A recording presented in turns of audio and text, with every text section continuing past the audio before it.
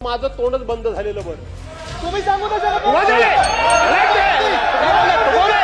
राम मंदिर लुटणार चला नीट बोला नीट बोला नीट बोला. लय उर्मट आणि घमेंडखोर नुसता बसलाय कोपऱ्यात. प्रत्येक वेळी असा अहंकार असो हे ते. राम मंदिर कोण तुम्ही? दादा साहेब, आपण बोला. अरे राज ठाकरेंनी सांगितलं होतं काय केलं होतंस ते. अरे तू दखल काय घेतली. केवळ हे संकट येणार म्हणून लोकांना सांगून आपण त्या ठिकाणी आपली जबाबदारी संपवली का हे सुद्धा उत्तराच्या कोण आता उत्तर देणार आहे मला माहित नाही. राधाकृष्ण विखे पाटील जी देत आहेत महसूल तुम्ही देणार. चर्चाच बंद करून टाकतो. मग काय चर्चाच बंद करून टाकूया. कशाला तुम्ही त्रास कशाला तुम्हाला द्यायचा. मग तुम्ही देऊनच टाका उत्तर. काय परिस्थिती काय राज्याची. महसूल मंत्री नसतील पुनर्वसन मंत्री नसतील राज्याचे 2-2 उपमुख्यमंत्री आहेत. मी मुख्यमंत्र्यांचं समजू शकतो आणि तुम्ही जर उत्तर म्हणजे तुमचा मी अवमान करू इच्छित नाही पण शेवटी महाराष्ट्रावर एवढं मोठं संकट आलेलं असताना तुम्ही जर अशा पद्धतीनं केवळ चटावरचं श्राद्ध उरकावं अशा पद्धतीने एखाद्या राज्यमंत्र्याकडून जर आम्हाला उत्तर मिळणार असेल तर ही चर्चा कशाला करायची अध्यक्ष महोदय. चर्चेमध्ये काय राहिलंय अशा चर्चा करण्यामध्ये. सरकार काय गंभीर आहे. इतका निग्लिजन्स असणं काय योग्य असं मला वाटत नाही. मी या ठिकाणी कुठलंही राजकीय भाष्य करत नाही. पुनर्वसन मंत्री पुनर्वसन खातं कोणाकडे आहे राधाकृष्ण विखे पाटील साहेब. जाधव साहेब शासनाची बाजू मंत्री म्हणून ते मांडणारच आहेत ना. मग तर मला आता आपण पण जर असं म्हटलात तर मग माझं तोंडच बंद झालेलं बरं. काय त्याला अर्थच नाही. शासनाच्या बाजूने मंत्री अध्यक्ष महोदय कॅबिनेट मंत्री गेले कुठं. मंत्री महोदय कॅबिनेट मंत्री गेले कुठं. मंत्री महोदय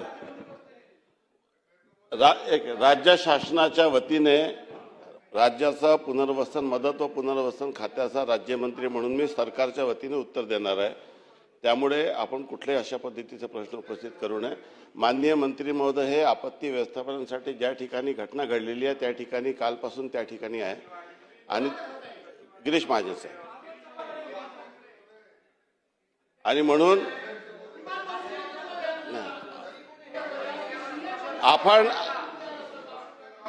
त्यामुळे कुठल्या मंत्र्यांनी उत्तर द्यावं हे असा आग्रह आपण धरू शकत नाही. मंत्री महोदय जाधव साहेब आपण बोला. मी बोलतोय प्रश्न नुसतं बोलायचंय बाकी काय आहे त्याच्यामध्ये. इतकं जर महाराष्ट्रावर आलेलं एवढं मोठं संकट असेल आणि त्या संकटाच्या बाबतीत सरकार जर इतक्या पद्धतीने आणि अशा बेजबाबदारपणे निर्दयपणे आणि उद्दामपणे आणि आमच्याकडे मेजॉरिटी म्हणून कसंही वागणार असेल तर ठीक आहे नुसती चर्चा करूया भाषणं करूया आणि विषय संपवून टाकूया अध्यक्ष महोदय. आणि म्हणून अध्यक्ष महोदय या ठिकाणी अध्यक्ष महोदय तुम्ही अध्यक्ष महोदय अत्यंत महत्वाच्या विषयावर बोलूया. कन्क्लूड होऊ द्या झाल्यावर देतो तुम्हाला. अरे माझा पॉइंट बोलणार. वसई ठीक विरार आहे घ्या बात मग करू. अध्यक्ष महोदय अत्यंत महत्वाच्या विषयावर या ठिकाणी चर्चा चालू आहे. 2-2 कॅबिनेट मिनिस्टर सभागृहात उपस्थित आहेत. ज्या विषयावर चर्चा आहे त्या विषयाचे राज्यमंत्री सभागृहामध्ये उपस्थित आहेत. मदत पुनर्वसन खात्याचे राज्यमंत्री उपस्थित आहेत.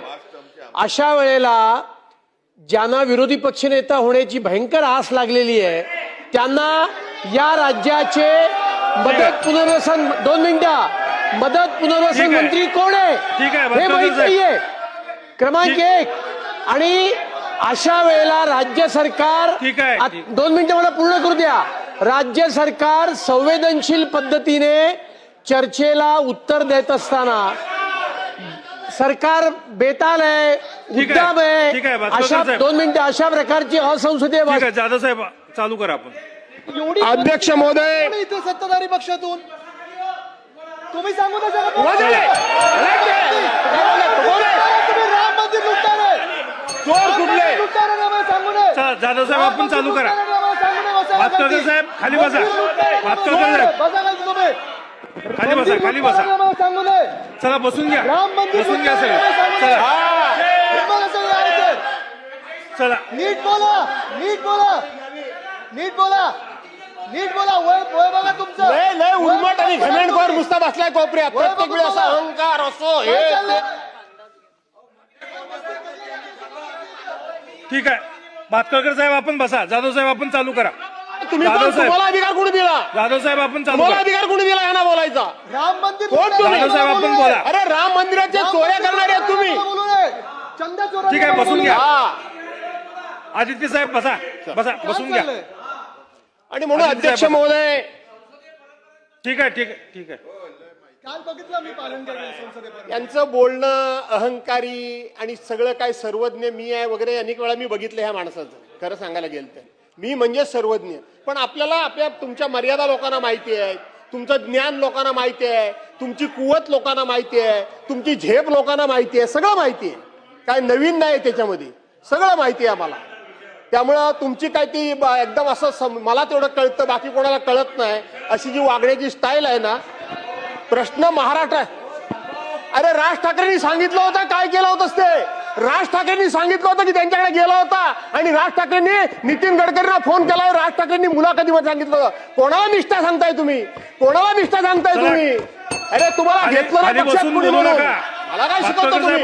पक्ष बदलला नाही. राज ठाकरेंनी नावानिशी सांगितलं होतं तुमचं.